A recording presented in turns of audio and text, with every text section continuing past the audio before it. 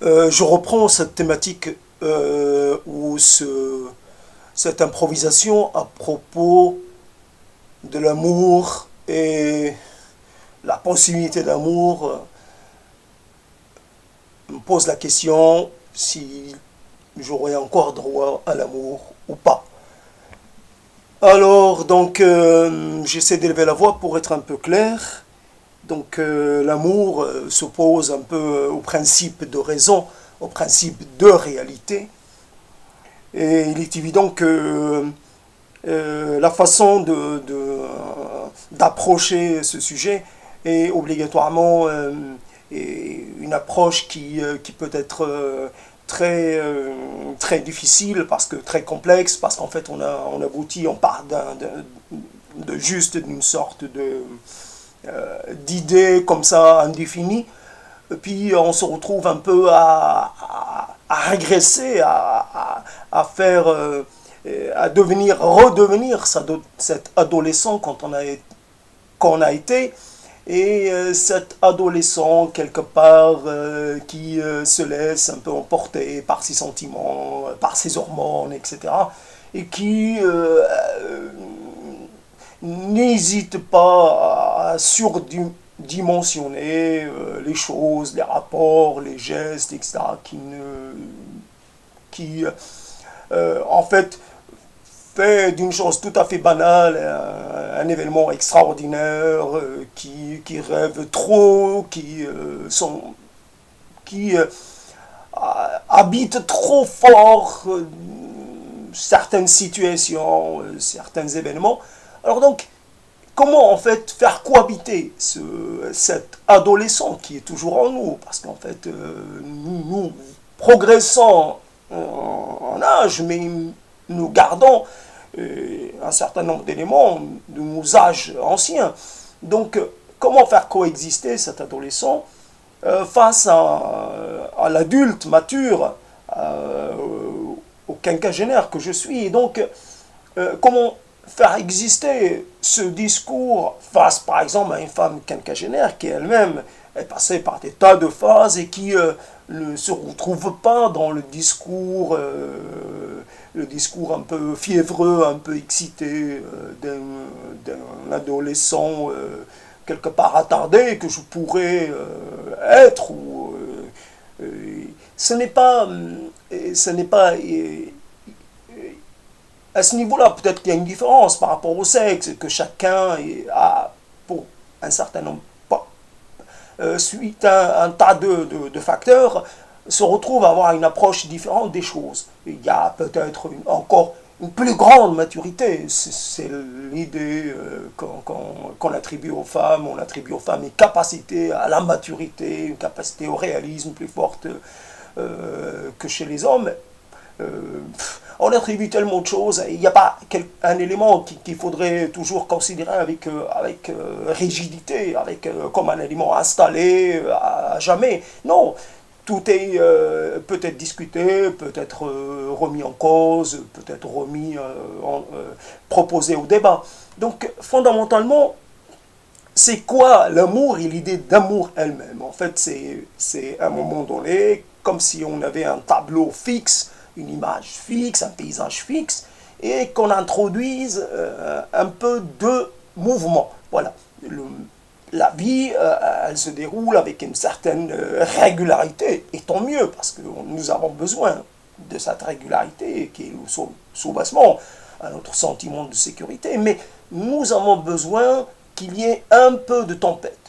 J'ai appris la dernière fois, quelque part, que les tempêtes, enfin les mouvements qui se produisent dans les océans font remonter les éléments nutritifs.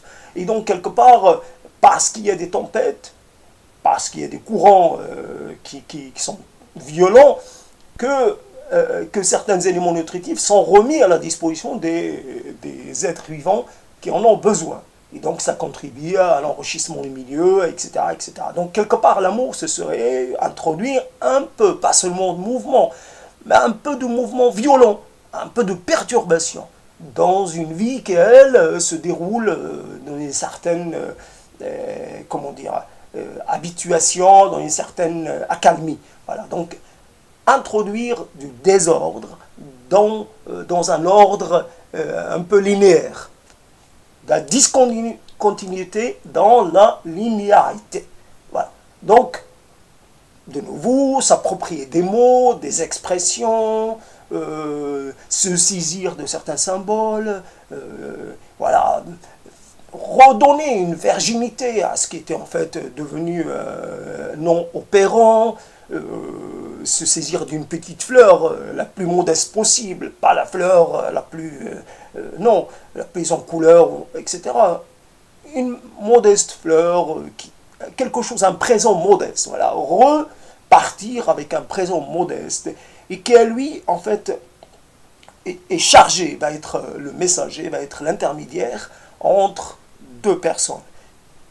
Le symbole, quelque part, en fait, redevenir un être qui a des, comment dire, qui a des désirs, mais qui n'a pas les moyens.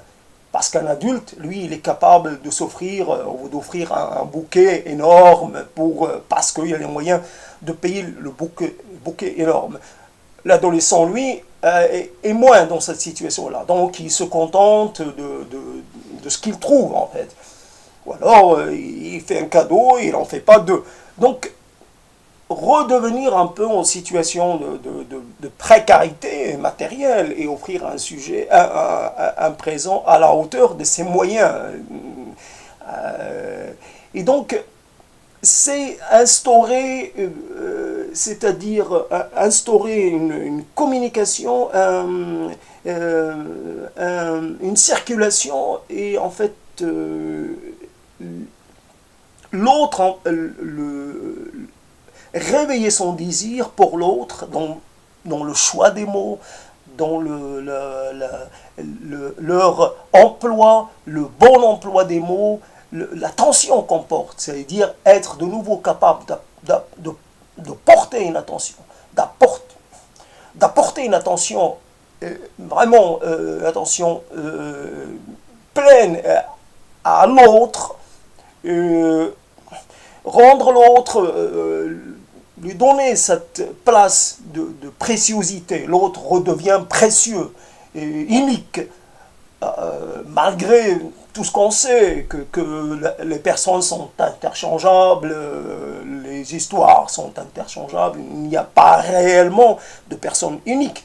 Mais faire semblant, retomber en illusion, retomber en emphase, s'emporter, exagérer, il n'y a aucun problème. Cette capacité à de nouveau régresser, mais volontairement, pas subir, mais de façon volontaire, régresser à un stade de sa vie où on a été capable d'aller au-delà de ce qui était possible, avec avec la maturité, on a une gestion différente, une gestion plus, j'allais dire, plus pertinente, plus intelligente, peut-être plus pertinente, plus assurée des choses. On sait que quand quelque part on joue une pièce, on est en représentation, et donc on n'a pas de risque. On sait qu'on a une autre vie après. Et donc, là où on était adolescent, on pouvait sacrifier sa vie. On était quelque part au sentiment, si on était abandonné, on avait envie de mettre fin à sa vie. Parce que le sentiment de tristesse était quelque chose qu'on avait du mal à maîtriser. Alors que là, on peut maîtriser les choses. Et c'est là, en fait, essayer d'instaurer un rapport privilégié, c'est-à-dire faire que l'autre lui-même ressuscite cette capacité qu'il a comment dire, à voir du merveilleux, à s'émerveiller. C'est la capacité à s'émerveiller d'un geste, juste s'émerveiller d'un geste, d'une parole, d'une attitude, trouver que l'autre a quelque chose d'indéfinissable, d'irrésistible, de charmant. Et en fait, c'est souvent le cas. Bien sûr, il y a la dimension âge qui fait que le visage est marqué, les yeux peuvent être fatigués, les lèvres pas aussi charnues qu'avant, mais on sait que derrière l'adulte vieillissant, il y a le jeune, il y a toujours la personne qu'on aurait pu aimer, adolescent, elle est toujours là. Donc c'est faire abstraction quelque part de cette réalité apparente, de ce premier degré du contact, de la perception, pour aller vers quelque chose de beaucoup plus moins accessible, qui demande un effort. Donc, aimer en connaissance de cause, aimer sans j'allais dire, prendre le risque de l'échec, non, aimer euh, avec franchise, souvent, en tant qu'adolescent, on a du mal vraiment à trouver ces mots, à formuler les choses. Il nous manque la formulation, il nous manque la formulation de notre désir, il nous manque le cadre, il nous manque vraiment une idée claire de ce qu'on veut, ce qu'on ne veut pas. Il y a des fois, on est en face à des gens, on a envie de faire sa vie avec, et en fait, finalement, même s'ils sont d'accord, ce ne sera pas une belle vie. Il y a des fois même adolescent, on a une perception qu'en fait, la personne qu'on aime et pour laquelle on éprouve un attachement très très fort n'est pas la bonne personne. Donc, il est possible que chacun cherche la bonne personne qui lui correspond, mais que personne ne la trouve. Et que peut-être la personne qui correspond, elle est juste pour une phase de la vie, de notre vie, et que, passer cette phase-là, elle ne correspond plus. Il y a ce problème de la permanence de la relation, cette nécessité, peut-être biologique, mais culturelle et sociale, de maintenir une relation. Par-delà, par-delà le constat évident de l'inutilité de la relation. On maintient une relation parce que ça nous convient sur d'autres plans. Mais qu'en fait, il est évident que deux personnes ne peuvent pas passer toute leur vie à s'appartenir. C'est un non-sens. Il y a des choses, il y a des gens pour lesquels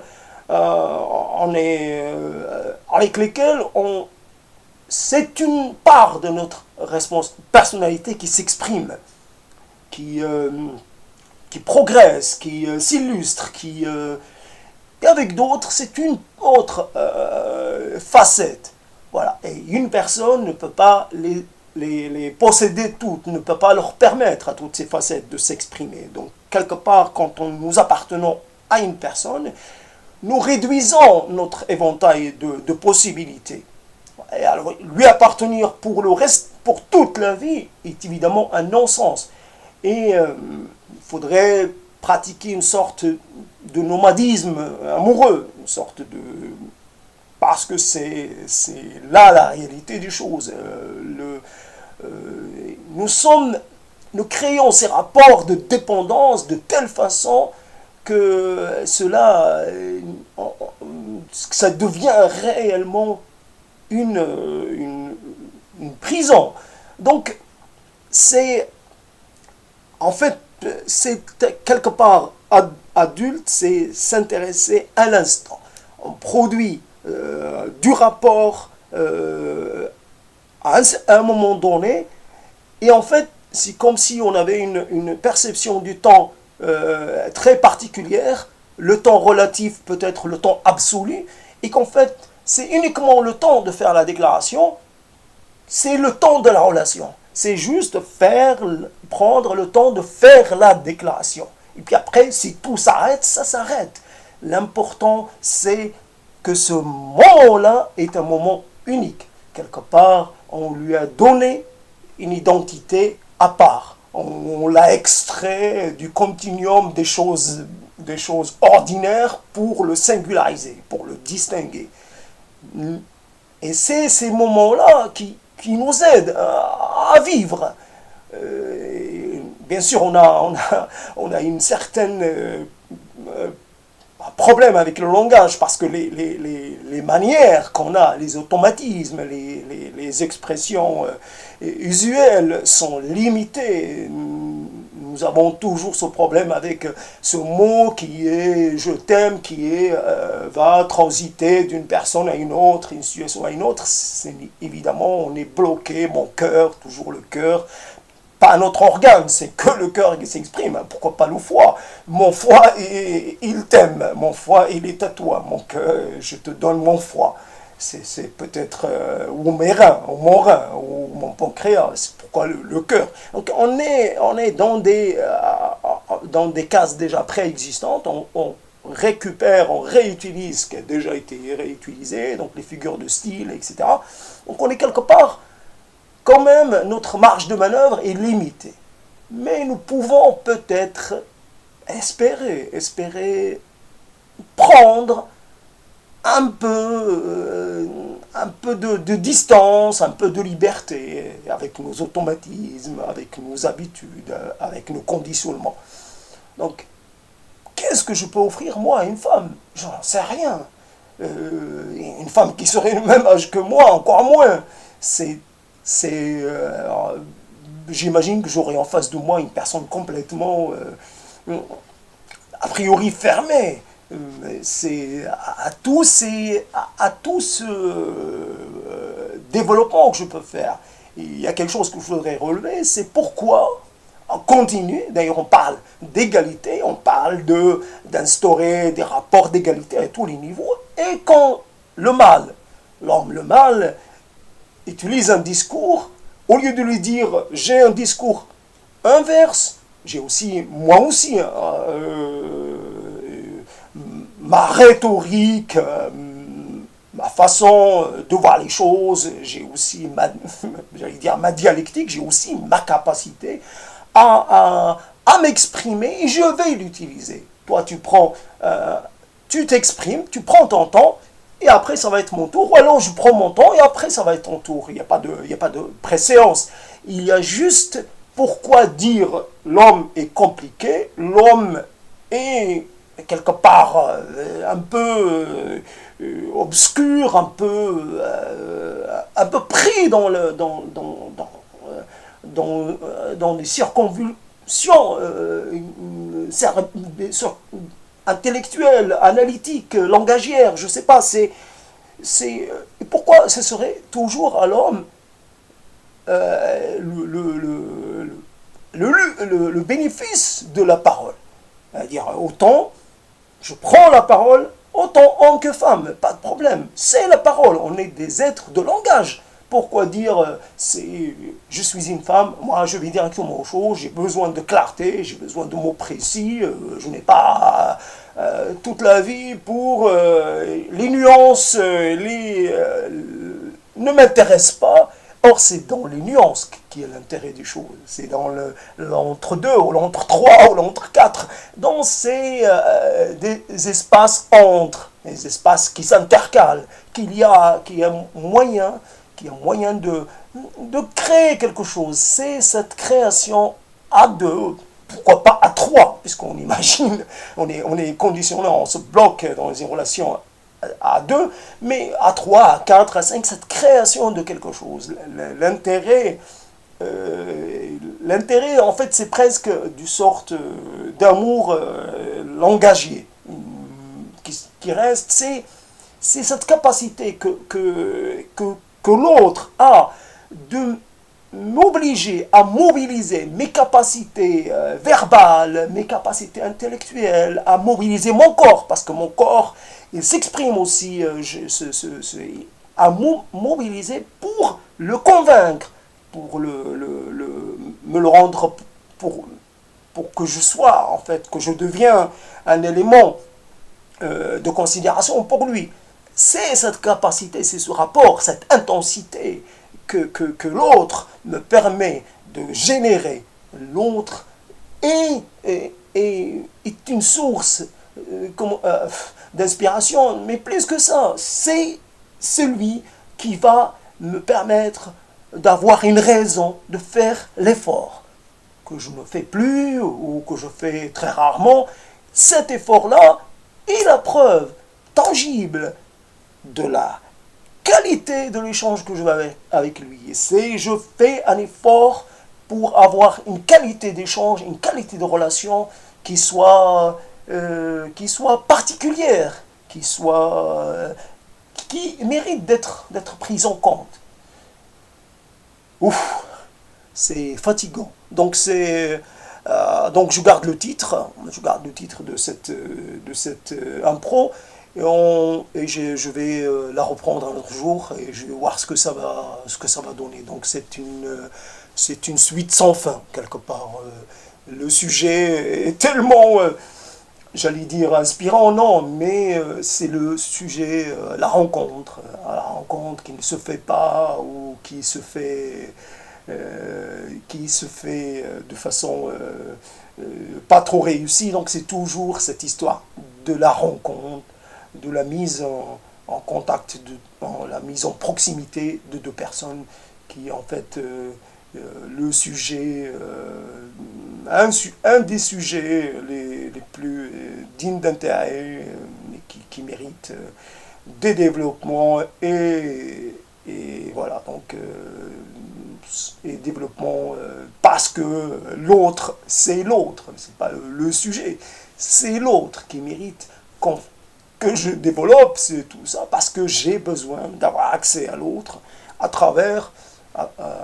au travers de ces